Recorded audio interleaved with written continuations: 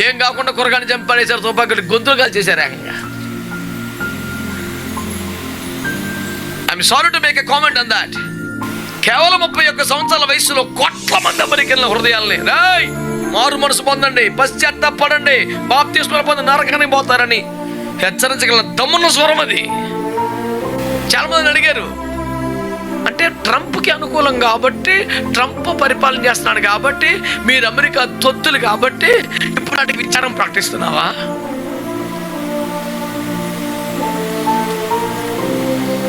ఆడి 2 చెవుల మధ్యలో బ్రెయిన్ లేదు, ఇంత విషం ఉందంతే. విషం తాగలేదు అసలు.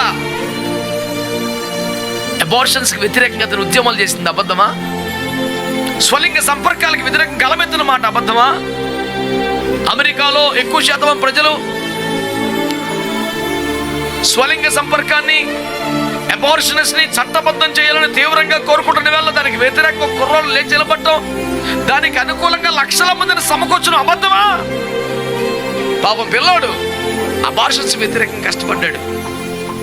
ఎల్జిబిటి సంస్కృతిని గురించి కూడా ధైర్యంగా మాట్లాడాడు. పురుషులను స్త్రీలను వివాహం చేసుకునే పద్ధతి కాదని ఖండించాడు. మరి నీ సంగతి ఏంటంటే, ఐఎమ్ ఎ సిన్నర్, దేవుని దగ్గరికి వచ్చాను, పాపాలు ఒప్పుకున్నాను, మారు మనసు పొందాను, ప్రభు నన్ను క్షమించాడు అని సాక్ష్యం చెప్పాడు.